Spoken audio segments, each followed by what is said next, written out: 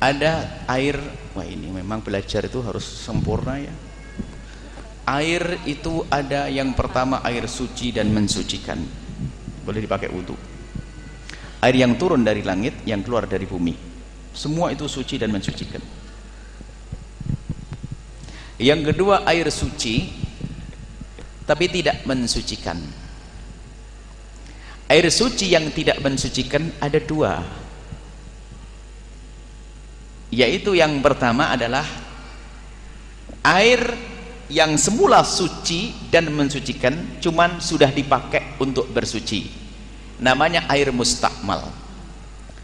Buya janji juga insya Allah Buya jelentrekan, sering orang salah ini. Memang Buya langsung kemarin bab mandi besar ini memang airnya belum kita bahas, biar seni lah dikit, karena mandi besar kan hampir setiap saat kita terjadi itu, kadang-kadang salah di situ. Kalau air insya Allah aman lah, air banyak. Yang kedua tadi air suci namun tidak bisa mensucikan. Yang pertama air suci yang sudah dipakai, namanya air mustakmal. Jangan salah paham, santri ngantuan menganggap air mustakmal itu adalah air sedikit yang kesentuh tangan. Mustakmal katanya, oh bukan, ini enggak mustakmal. Air mustakmal adalah air sedikit yang sudah dipakai untuk membasuh yang wajib. Jadi kisah air mustakmal, kalau anda membasuh wajah, basuhan yang pertama yang menetes inilah mustakmal. Tapi kalau air ini bukan mustakmal nih, mustakmal, wong saya tidak wudhu. Mustakmal kan sudah dipakai untuk wudhu, dan ini sering orang salah paham. Dulu kan ada, kita pernah di suatu tempat dimarahi oleh satu orang, padahal dia yang salah, dibentak-bentak lagi saya. Ada bahasa Jawa itu padasan, yang tidak ngerti tidak ngerti. Yang ngerti padasan itu ada semacam kendi besar yang ada ini ya, biasa ditutup pakai sandal ya gitu.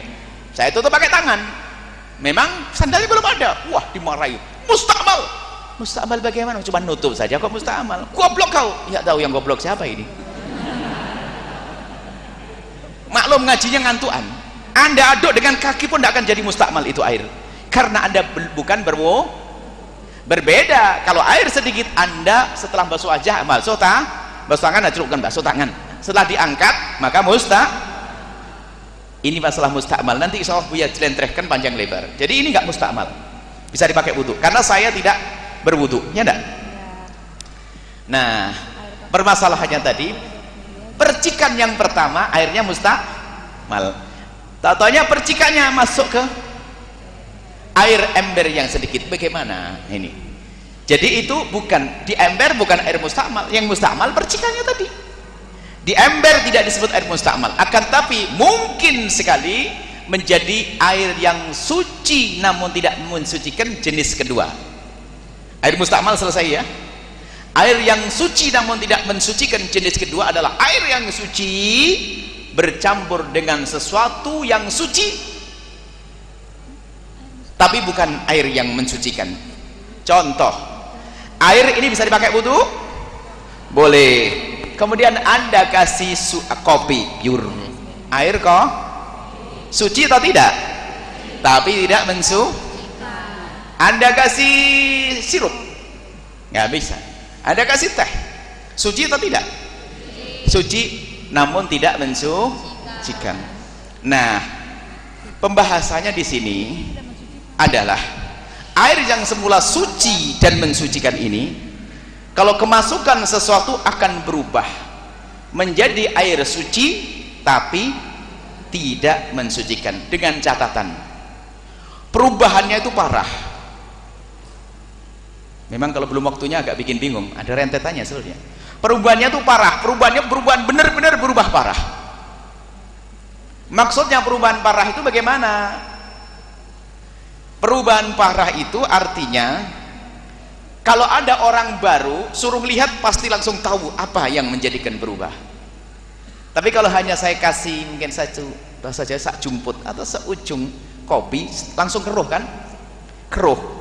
Cuman kalau dicari orang baru, kalau saya tahu saya yang nyampur kok. Anda ibu, tolong dilihat air apa ini? Kok warnanya kayak kopi, kayak teh, apa ya? Dicium nggak ketemu, dirasain nggak ketemu, maka belum berubah. Biarpun warnanya sudah berubah, karena orang yang baru tidak bisa mengenali perubahannya karena apa.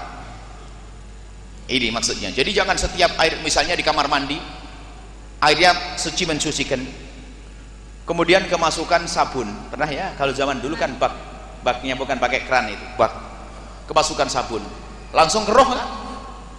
Bisa dipakai wudhu atau tidak? Tidak bisa dipakai wudhu kalau perubahannya parah sekali. Lah bagaimana agar kita tahu perubahan parah? Ambil ibu satu bak, satu toples, Anda bawa ke sini, suruh nanya, Bu, Mbak, Dek, ini berubah karena apa? Nggak tahu apa ya, dicari nggak ketemu, berarti masih suci dan mensucikan. Kalau langsung sabun, nggak boleh dipakai wudhu. Nah, saya akan masuk ke yang dipertanyakan. Baik, percikannya tadi adalah air mustakmal, artinya yang mercik tadi sama hukumnya dengan air degan, sama dengan air mawar, sama dengan minyak wangi, sama dengan tepung. Artinya yang mercik tadi kalau bisa merubah, maka air yang di bak tidak boleh dipakai wudhu. Cuman kan warna air yang memercik dan air yang ada di bak kan sama warnanya, ya enggak?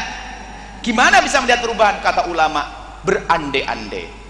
Kamu kira-kira yang mercik ke bak itu seberapa banyak? Anggap saja ya 2 mili atau 2 mili. Baik, 2 mili kamu ganti dengan sirup sampolai, sirup apalah, sampolai merek atau bukan? Kalau merek tak batalin, dihapus. Sirup Al-Bahjah. Baik, setelah 1 mili Anda masukkan ke bak, kau ternyata merubah, berarti bak tersebut nggak boleh dipakai wudhu lagi. Tapi kalau seandainya dicampur, enggak, masih bisa dipakai wudhu. Akhirnya repot banget ya. Berarti untuk membuatnya cari bak lagi, bak yang baru lagi untuk menghukumi air yang satu. Bak dikasih air, kok repot? Pakai wudhu aja bak yang baru. Nah, makanya kemudian pertanyaan, apakah wajib kita itu berijtihad semacam itu? Enggak wajib. Dalam dugaan saja. Dan dalam perkiraan percikan-percikan kecil itu adalah tidak banyak, nggak akan sampai merubah, kecuali Anda wudhunya pas di bawahnya adalah baknya. Nah itu kalau percikan sebelah nggak kecil, kecuali Anda wudhu langsung Anda tuangkan di bak, itu akan merubah. Kalau seandainya diganti dengan sirup akan merubah. Tapi kalau percikan sedikit nggak usah kena was-was, nggak usah kena was-was. Selesai ya, nggak usah pusing. Wah, percikan langsung air sedikit. Bahkan jika Anda berwudu dengan air sedikit, boleh caranya ikhtirab begini loh ya. Airnya hanya 1 bak begini. Ini anggap saja bak. Saya buka sekali baknya. Bak kecil. Nah, saya wudu sah kok begini. Niat ikhtirab, niat mengambil. Jadi waktu saya masukkan tangan ke air ini untuk niat 1, sah. 2, bahkan waktu tangan pun saya ngambil tangan di sini, niatnya niat menciduk, bukan niat membasuh tangan, niat menciduk. Ada enggak sisa air yang di tangan? Masuk nggak apa-apa, disebut para ulama, masukkan tangan ke sini nggak apa-apa. Maka jangan kena penyakit was-was. Selesai? Nggak usah dipikirin. Bahkan ini saya wudhu gini sah kok. Tapi jangan di atasnya. Oh, bukan di atasnya. Saya menciduk dengan niat ikhtirab, niat menciduk, baru saya masukkan tangan saya. Pasti ada tetesan-tetesan yang masuk kan? Pasti, tapi gak dipikirin oleh para ulama. Jangan dibikin susah urusan ibadah semacam ini saja insya Allah. Jadi gak apa-apa, jangan dipikirin, percikan-percikan sedikit gak terlalu berarti, tetap suci dan mensucikan. Anda boleh wudhu dengan itu dan jangan kena penyakit was-was. Anda baca agar paham bab ikhtiraf.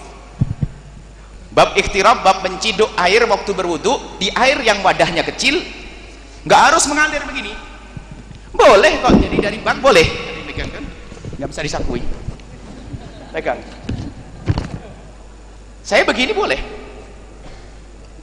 baknya kecil, karena nggak ada lubangnya sini, repot.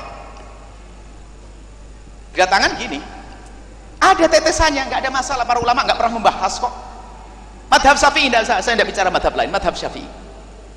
Maka jangan kena ustadz was-was. Ustadz was-was yang bikin pusing sama orang. Selesai ya, wallahu a'lam bishawab. Setelah Anda menyaksikan video ini, Jangan lupa berselawat kepada baginda Nabi Muhammad sallallahu alaihi wa alihi wasallam.